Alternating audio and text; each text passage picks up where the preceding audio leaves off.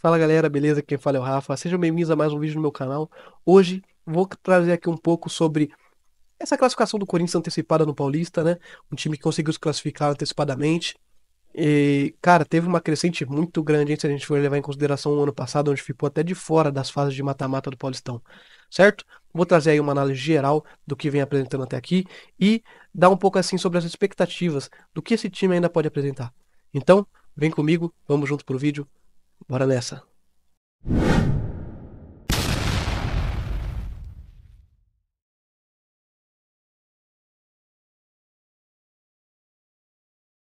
Então, galera, hoje vamos estar falando aí um pouco sobre o Corinthians, né? Primeiro clube paulista que conseguiu a classificação, né? Vem bem no campeonato. Lógico, a gente tem que colocar em conta muitas coisas. A pré-temporada foi muito curta. A gente ainda vê, visivelmente, consegue notar que tem jogadores que estão abaixo, ainda estão abaixo, principalmente na parte física, né? Na parte de ritmo de jogo. Se a gente pegar, por exemplo, o Memphis é um exemplo bom disso. Dá pra ver que ele ainda não tá no ritmo ideal. A gente consegue perceber que na maioria dos lances, às vezes, ele tá meio pesado, né? Dá pra ver que o Garro, por exemplo, o Garro estreou ontem, né? E já deu pra ver que falta ritmo. Ele entrou bem, deu passes importantes, mas ainda falta um pouco de ritmo. Ele adiantou algumas bolas, por exemplo, que ele não adianta, não costuma adiantar. Isso é falta de ritmo de jogo, né? Então, com o tempo, com treinamentos, ele vai com certeza desenvolver essa parte, né? A parte física. E o jogador só pega ritmo de jogo jogando, né? Não tem outra forma, só nos jogos mesmo. Treino é uma coisa, tudo bem, o treino é muito importante para o jogador pegar ritmo. Porém, jogando que ele vai conseguir desenvolver melhor. E eu acho que entre os quatro grandes, hoje, o que melhor vem fazendo o seu trabalho no sentido do que o treinador pensa, o que mais vem desempenhando o futebol no sentido como o seu treinador pensa, é isso que eu quero dizer, é o Corinthians. Assim, a gente pode colocar na ponta do lápis que o Corinthians teve dois clássicos onde não foi bem. Sim, eu concordo. Teve dois clássicos onde poderia apresentar um futebol melhor. É, Contra o São Paulo, o time foi bem no primeiro tempo, fez um bom primeiro tempo. No segundo tempo, cometeu erros grotescos, né? E acabou perdendo o jogo. Contra o Palmeiras, entrou mal. Eu concordo. Entrou mal. O primeiro tempo do Corinthians foi muito ruim. E no segundo tempo acaba que tudo bem. Teve um jogador expulso, então acaba que normalizando as coisas. A gente acaba entendendo o time ficar mais fechado, como se fechou, e conseguiu levar o empate. Que foi um bom resultado, jogando na casa do Palmeiras. Os dois clássicos foram fora de casa, né? Com torcida única, que também é uma coisa que interfere bastante, a gente sabe disso. Não adianta falar que não, o futebol é jogado só dentro de campo, porém a torcida é importante, né? Senão a gente pode colocar aí, por exemplo, o Corinthians jogando dentro de casa é muito forte, por conta da força da torcida também, que ajuda muito, né? Não adianta a gente falar que não, a gente sabe que interfere. Principalmente uma torcida presente, uma torcida que sempre tá lá, uma torcida que enche estádios como a torcida do Corinthians, né? Então faz diferença sim. A gente vai ter uma prova de fogo agora, né? Quarta-feira contra o Santos, aí sim, na Neoquímica Arena, e aí a gente vai ver como vai desempenhar esse time do Corinthians, né? Acredito eu que um time mais estruturado. Eu acredito que o Corinthians venha totalmente titular e muito provavelmente acho que o Garro já deve iniciar a partida como titular. O Garro jogou, entrou no segundo tempo agora, né? Na partida contra o São Bernardo. Foi bem, a gente já percebe a diferença. O Garro é um jogador diferente, cara. O Garro, tudo bem, a gente tem um Coronado no time do Corinthians, que é um jogador bom, tem um nível técnico bom. Não tem como descartar, falar que o Coronado não joga bola. Ele é um bom jogador. Porém, quando a gente coloca em comparação com o Rodrigo Garro, cara, é diferente. O Rodrigo Garro, ele acha muito fácil os espaços. Por exemplo, o time do São Bernardo tava se fechando. Tava atrás da linha da bola para jogar no contra-ataque. Então tinha muito pouco espaço, né? Para o time do Corinthians conseguir circular essa bola, para conseguir infiltrações. E o Garro, ele acha esses espaços muito fácil. Com dois toques na bola, ele deixou o Romero na cara do gol. Uma bola que ele enfia por baixo, no meio das pernas do zagueiro, o Romero sai na cara do gol e finaliza para fora. Teve uma outra bola que ele enfiou, acho que pro Memphis, uma inversão de jogo muito rápido. Com dois toques na bola, ele já acha espaço, sabe? Então acho que o Corinthians com o Garro é outro time, né? Então acho que a gente tem que levar muito em consideração isso também.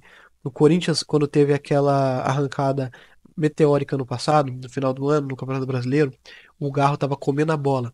Garro, Memphis e Yuri, os três, esse trio tava muito forte, muito forte. Isso que eu nem tô colocando aqui, né, em cogitação a falta do Breno Bidon, que é outro jogador que faz uma diferença muito grande, né? O Breno Bidon faz uma diferença muito grande nesse time do Corinthians.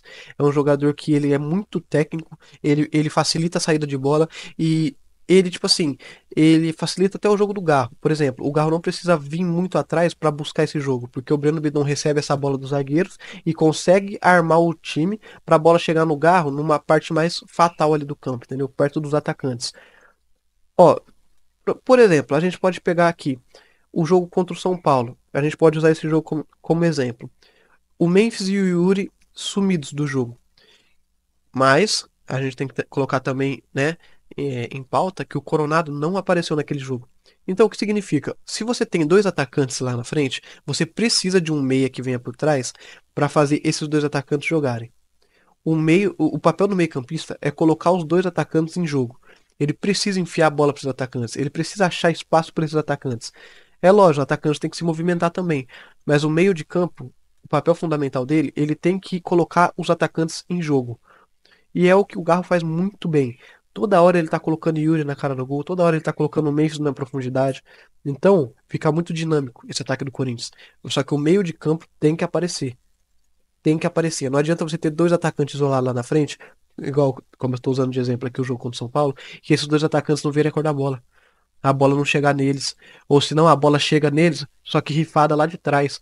E aí eles têm que brigar contra o zagueiro, que não é a característica dos dois atacantes do Corinthians. O Memphis não é esse jogador de brigar com o zagueiro na bola aérea. O Yuri Alberto não é esse jogador. É jogador de bola no chão, de passe rápido, rasgando a defesa, né? Onde ele faz o facão para sair na cara do gol. Então, eu acredito que o Corinthians cresce muito de patamar com o Garro, principalmente por conta da característica dos seus atacantes. São dois atacantes que têm como característica atacar o espaço, para receber essa bola enfiada no fundo, para chegar até o fundo. Então, eu acredito que o Garro eleva muito o patamar do time do Corinthians. Por isso que a expectativa é boa. A expectativa é muito boa. O Corinthians faz uma campanha muito boa nesse Paulista. Se a gente for colocar aí, olha o Paulista do ano passado como exemplo, o Corinthians não se classificou e fez uma campanha bizonha. Então, subiu muito o nível do time do Corinthians. Esse ano, o Corinthians vem forte, vem forte. Não vou falar, não vou cravar aqui como favorito, porque tem outros times bons. Por exemplo, hoje, na minha visão, tem dois favoritos, que seriam São Paulo e Corinthians. O time do Palmeiras vem numa baixa. O time do Palmeiras jogou contra o Água Santa, que é a pior campanha do Paulista na classificação geral, e não conseguiu vencer o Água Santa. E não jogou reserva.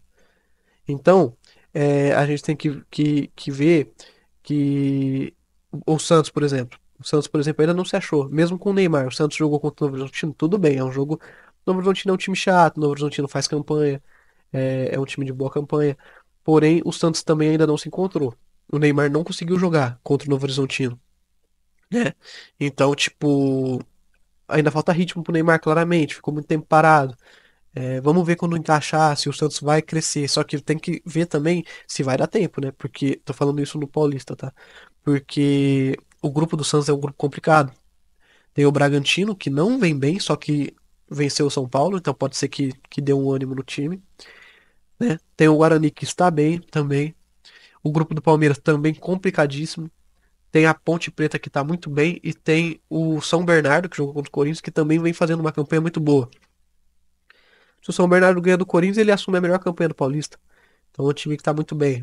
Então, além da dificuldade que esses times vêm enfrentando, como eu estou dando o exemplo do Palmeiras, ainda tem a dificuldade dos seus grupos, onde os clubes dos seus grupos estão fazendo boas campanhas. Então, pode ser, cara, pode ser, eu acho provável, que algum grande fique de fora aí da fase de mata do Paulista, tá? E não seria nenhuma surpresa, pelo menos para mim, se isso acontecer. E então, voltando agora no foco do assunto do Corinthians, é um time que tá bem, é um time que, lógico, não tá entregando ainda tudo que pode. Temos jogadores ainda que podem entregar mais, na minha visão. Por exemplo, a gente tem o André Ramalho, que não começou muito bem esse ano. Vem tendo falhas que ele geralmente não costuma ter. O Choca tem que ser titular. Tem que ser a dupla titular com o Ramalho. Tem que ser, cara. O Ramon Dias, ano passado, vocês lembram muito bem do caso do Breno Bidon. O Breno Bidon tava jogando muita bola. Muita bola. E o Ramon Dias não colocava o Breno Bidon pra jogar. Não colocava.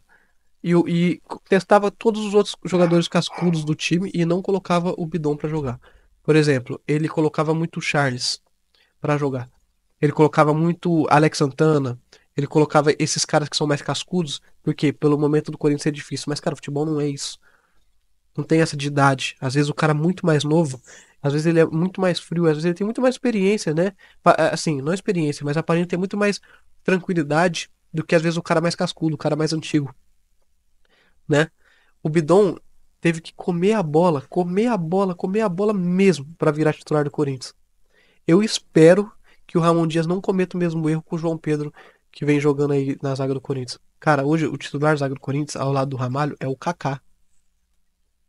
Não é possível que o João Pedro precise provar tanto que ele merece uma chance.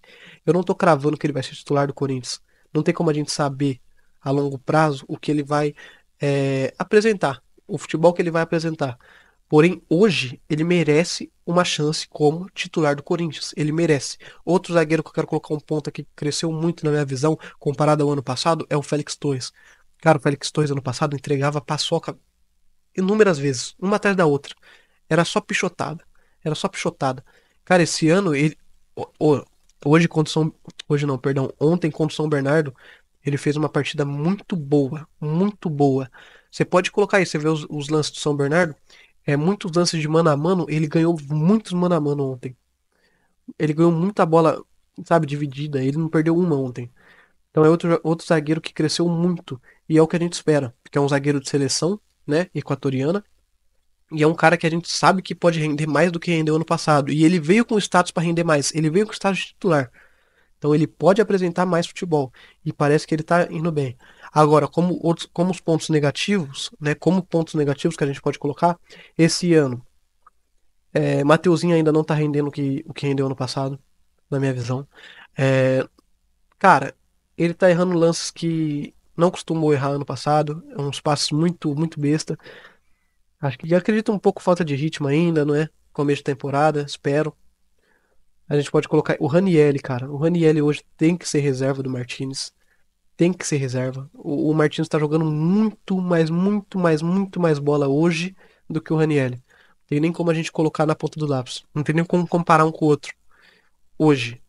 O Ranieri acabou no passado muito bem, mas nesse início de ano, você pode pegar ontem mesmo, o exemplo de ontem, né? Que é um exemplo mais próximo contra o São Bernardo.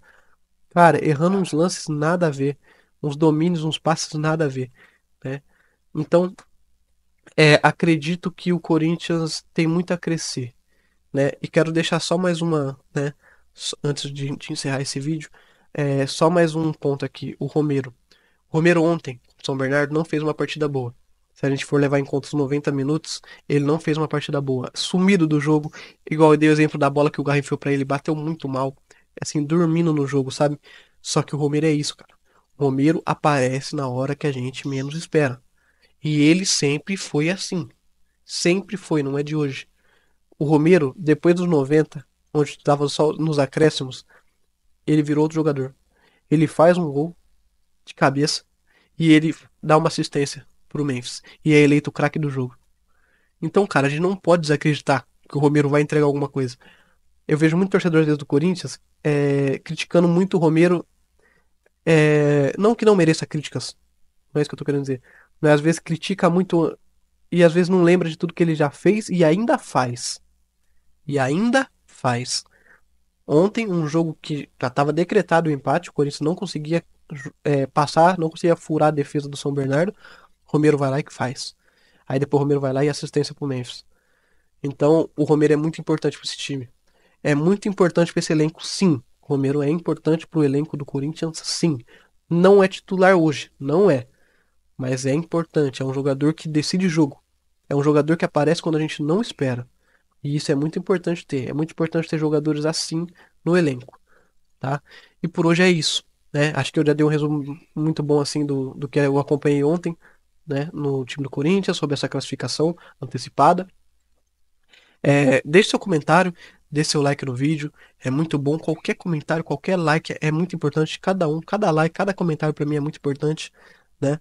Deixa seu comentário para mim saber a opinião de vocês. Se você concorda, se você não concorda, é sempre importante ver o comentário de vocês. Sempre legal essa interação, né? E se inscreva no meu canal.